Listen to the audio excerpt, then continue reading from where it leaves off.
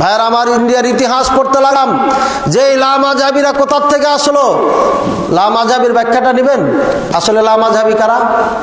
ছোটকালে পড়েছিলাম তালিমুল ইসলামে, তোমারা মজহাব ক্যা হ্যায়, তোমাদের মজহাব কি?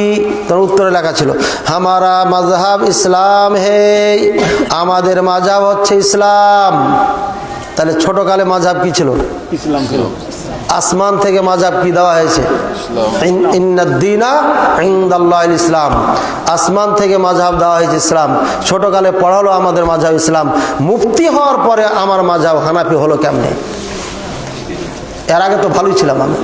যখন জন্ম নিয়েছিলাম তখনও মাযহাব ছিল ইসলাম। আল্লাহ নবী সাল্লাল্লাহু আলাইহি ওয়াসাল্লাম বলছেন কুল্লু মাউলুদিন ইউলাদু আলাল ফিতরা, প্রত্যেকটি সন্তান মুসলিম হয়ে জন্মগ্রহণ করে। জন্ম নিয়েছিলাম তখনও মাযহাব ছিল ইসলাম। যখন 7-8 বছর বয়স হলো তখনও মাযহাব ছিল ইসলাম। আল্লাহ আসমান থেকে যে মাযহাব দিয়েছে ওটা হলো ইসলাম।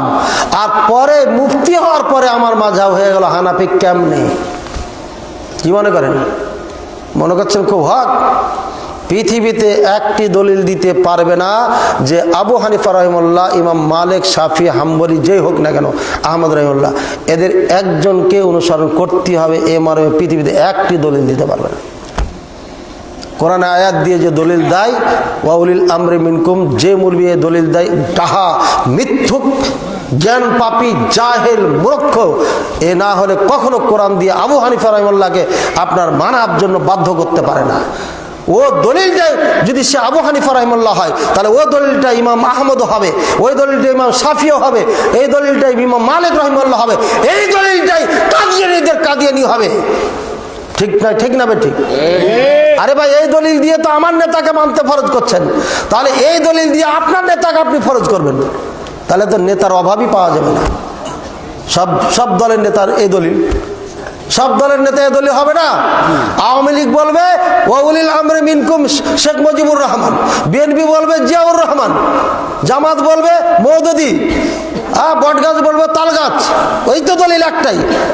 কোথায় পেলেন এই দলিল? আবু হানিফা রাহিমাহুল্লাহকে বোঝাইছে। তোমার 14 গোষ্ঠীকে চ্যালেঞ্জ করলাম, দেখাও দেখি কোথায় আছে, কোন তাফসিরের কিতাবে আছে যে উলিল আমর বলতে আবু হানিফাকে বোঝাইছেন। 1350 বছর হিজরি আগে মারা গেছেন যিনি, তাকে এই যুগে তুমি বানাচ্ছ যে ওকে মানতে বাধ্য। আমি আবু হানিফা রাহিমাহুল্লাহ একটা ফতোয়া মানব না। কথার কথা ইমাম শাফি, ইমাম আহমদ, ইমাম মালিক, কাউরির একটি ফতোয়া মানব না যেগুলো কোরআন সুন্নাহর সাথে মিল নাই।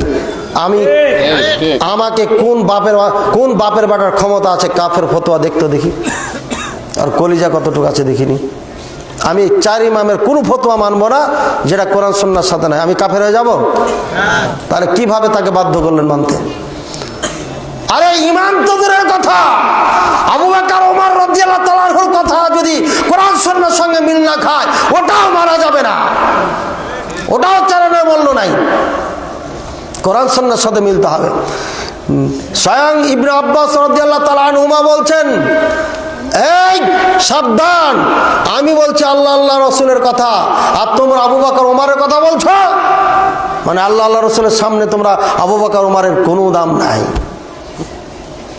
ইবনে আব্বাস রাদিয়াল্লাহু তাআলা আনহুমা বলছেন, তারপর বলছে ইউশিকু আন তানজিলা আলাইকুম হিজারাতাম মিন সিজ্জিল, অতি শীঘ্রই তোমাদের উপর হতে পারে আল্লাহর আসমান থেকে আল্লাহর গজব নেমে আসবে, পাথরের গজব নেমে আসবে। ওই সময় সাহাবায়ে কেরামদের যুগে শুধু কেউ বলেছিল যে আপনি এ কথা বললেন, আল্লাহ আল্লাহ রসুল বলেছেন, আবু বকর ওমর তো এ কথা বলেছেন, ফায়ার হয়ে গেছিল। আর আপনি এই 1400 বছর পরেও বলছেন আবু হানিফাকে মানতে হবে। 1350 বছর আগে যে ব্যক্তি মানা গেছে তাকে মানা ফরজ। মানে কে বলেছে আপনাকে? মুহাম্মদ সাল্লাল্লাহু আলাইহি ওয়াসাল্লামের ধর্ম আপনাকে সমাধান দিতে পারে না, আবু হানিফা রাহিমাহুল্লাহ সমাধান দিতে পারবে? হ্যাঁ, আবু হানিফা রাহিমাহুল্লাহ কোন থিওরি অনুযায়ী মাইক ব্যবহার করা যায় যাচ্ছে তুমি দেখাও তো কোরআন হাদিস থেকে। আপনাকে বারবার বোঝাবে যে যদি ইমামদেরকে না মানেন তাহলে পরে চলতে পারবেন না, চলতে পারবেন না, সব জায়গায় ঠেকে যাবেন। কেমন ঠেকে যাবেন? বলছে আইড় মাছ খাওয়া যাবে কিনা? নবী সাল্লাল্লাহু আলাইহি ওয়াসাল্লাম আইড় মাছ কোথায় খেয়েছে দেখাই দেন। তা আপনি তো আইড় মাছের দলিল পাবেন না। কিন্তু আরে বোকা, সব হালাল তো খেতে বলেছেন, পানিতে যেগুলো আছে সব হালাল বলে দিয়েছে না, থিওরি বলে দিয়েছে, থিওরি বলে দিয়েছে। সবটা কি নাম নিতে হবে নাকি? হ্যাঁ, আপনার বাড়িতে মনে করেন 100 পদের খাবার আছে, আপনি বাড়িতে চাবি দিয়ে চলে যাচ্ছেন, আপনার আত্মীয়কে হোক চাকরকে হোক, যে আমি হজে চলে গেলাম, এই চাবি দিয়ে গেলাম, এখানে খাবার আছে, এই খাবারগুলো যা আছে সব খাও, কিন্তু তালা খুলে খাও না, বাইরে যেগুলো আছে সবগুলো খায় ফ্রিজে টিরিজে, আলমারির মধ্যে হুৎকায় না, ওখানে দামি দামি কিছু খেজুর রাখা আছে, খাঁটি মধু রাখা আছে। কথার কথা, এই আলমারির বাইরে বাইরে রুমের ভিতরে যা আছে সব তোমার জন্য হালাল, তাহলে ওখানে মিষ্টি রাখা আছে, ওটা হারাম হয়ে যাবে নাকি? ওর জন্য যা রাখা আছে তাই তার জন্য হালাল হয়ে গেল। আল্লাহ পাক রব্বুল আলামিন নবী সাল্লাল্লাহু আলাইহি ওয়াসাল্লাম সূত্র দিয়ে দিয়েছেন, এইগুলো হয়ে গেলে খাও, এইগুলো হয়ে গেলে খাও, হালাল। কিন্তু আবু হানিফা রাহিমাহুল্লাহ কোথায় সূত্র দিয়ে গেছেন দেখান দেখি। এই মাইক ব্যবহার করা যাবে ইসলামে, এটাও আছে না? কেমনে আছে? কেমনে ভাই? দলিল কি? ওই যে আজান শোনানোর জন্য এই মানারের উপরে উঠে আজান দিতেন না উঁচাতে, মানে শোনাই দেওয়ার জন্য, এই শোনাই দেওয়ার জন্য আল্লাহ এটা আসান করে দিয়েছেন, ঘিলু দিয়েছেন আল্লাহ, তৈরি করেছেন এই বান্দা, এখন আরামে চলে যাচ্ছে, এখন আর পাহাড়ে ওঠা লাগে না। আছে না সূত্র? প্রত্যেকটা বিষয়ে সূত্র কোরআন হাদিসে আছে, কিন্তু কোনো ইমাম এই সূত্র কখনো দিয়ে যান নাই।